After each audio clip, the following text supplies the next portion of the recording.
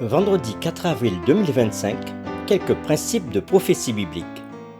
Nous sommes reconnaissants envers Dieu de nous permettre de partager des moments aussi importants avec vous sur votre chaîne L'Aventure dans la Parole. Notre communauté s'agrandit et c'est grâce à vous. Soyez-vous aussi actifs avec nous pour répandre le message et vous pouvez le faire en likant. Vous pouvez partager le lien. Nous vous invitons à vous abonner pour recevoir les notifications chaque jour et pour un confort d'écoute en continu, nous vous proposons la playlist de chaque semaine. Le texte à mémoriser que nous vous invitons à dire avec nous se trouve dans Jérémie chapitre 9, le verset 24. Mais que celui qui veut se glorifie de ceci, d'avoir de l'intelligence et de me connaître, de savoir que je suis l'Éternel qui exerce la bonté, le droit et la justice sur la terre, car c'est à cela que je prends plaisir, dit l'Éternel. Pourquoi devons-nous étudier les prophéties bibliques? Pourquoi Dieu nous a-t-il donné ces prophéties? Les séquences de cette semaine nous ont aidés à répondre à ces questions. Nous avons commencé à le faire le samedi 29 mars en introduisant la série de cette semaine, quelques principes de prophétie biblique. Puis le dimanche 30 mars, nous avons poursuivi avec « Que celui qui lit comprenne ».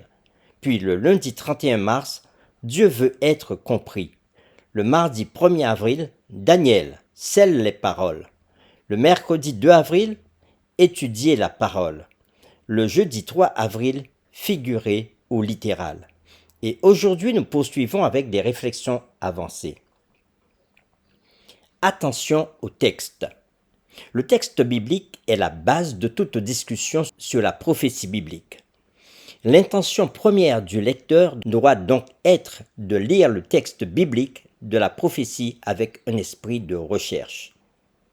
Nous devons lire premièrement avec candeur. Oui, lisez le texte comme s'il était un texte nouveau, que vous ne comprenez pas.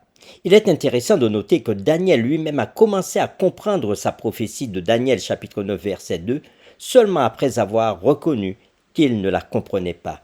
Et voilà ce qu'il dit. « Moi Daniel, je fus plusieurs jours languissant et malade, puis je me levai et je m'occupais des affaires du roi.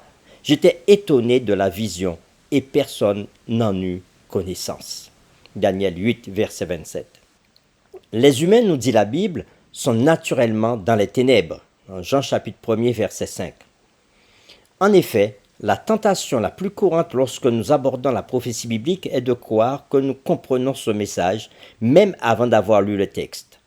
Ainsi, nous imposons notre pensée au texte au lieu de permettre au texte de nous parler par lui-même. C'est le cas lorsque nous lisons la prophétie biblique du point de vue de notre propre raisonnement ou à la lumière des événements qui se produisent à notre époque.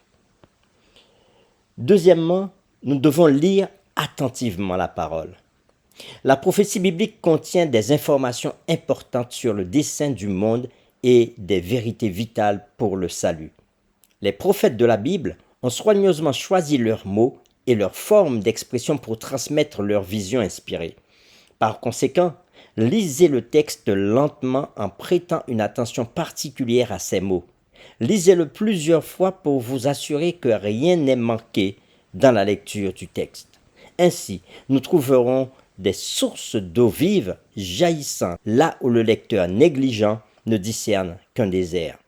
Il est préférable de reconnaître que vous ne comprenez pas quelque chose plutôt que de vous contenter d'une compréhension superficielle ou fausse d'un texte. Troisièmement, nous devons lire esthétiquement. Les formes littéraires du texte, sa structure, ses parallélismes aideront à déchiffrer le message de la prophétie.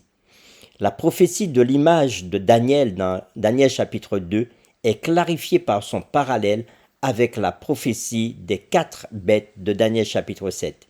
Il existe également des parallèles entre les prophéties du livre de Daniel et les prophéties du livre de l'Apocalypse.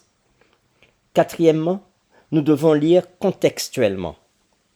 Dans son contexte historique, l'événement de la rencontre militaire entre l'armée babylonienne du nord et l'armée égyptienne du sud, donc à l'époque Carchemish, sera utilisé par le prophète Daniel comme modèle pour sa prophétie des guerres eschatologiques entre le roi du nord et le roi du sud dans le chapitre 11.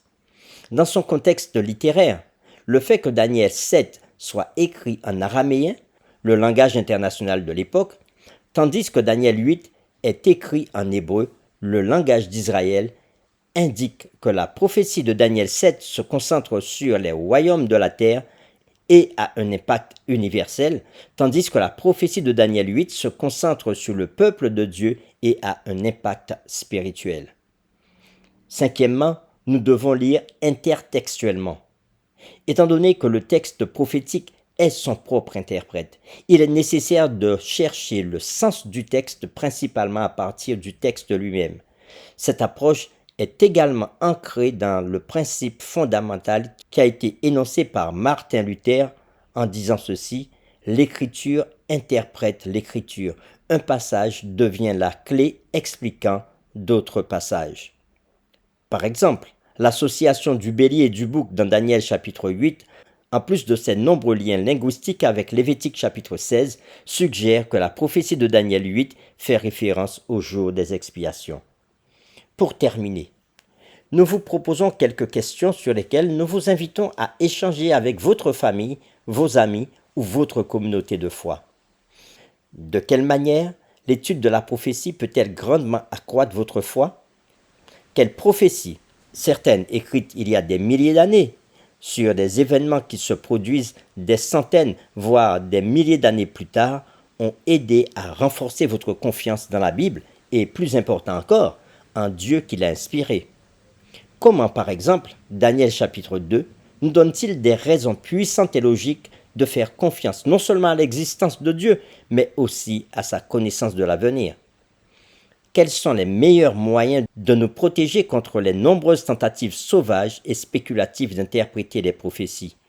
Pourquoi devons-nous faire attention à éprouver toutes choses et à retenir ce qui est bon, comme nous dit l'apôtre Paul dans 1 Thessaloniciens chapitre 5 verset 21. Notre série « Quelques principes de prophétie biblique » est terminée. Nous vous donnons rendez-vous dès demain pour une nouvelle série intitulée « Les fondements de la Genèse ». Nous vous invitons à prier avec nous. Seigneur, tu nous as donné des prophéties dans ta parole afin de nous révéler ce qui doit arriver à notre époque ou encore un peu plus tard. Mais tu voudrais que nous puissions décrypter, comprendre et ainsi nous préparer à rencontrer Jésus très bientôt. Nous avons besoin chaque jour d'être encore davantage en communion avec ton Saint-Esprit lorsque nous lisons ces prophéties pour comprendre ce que tu as à nous dire. Alors donne-nous de mettre notre confiance en Jésus-Christ qui nous accorde son Esprit. Nous t'avons prié au nom de Jésus. Amen.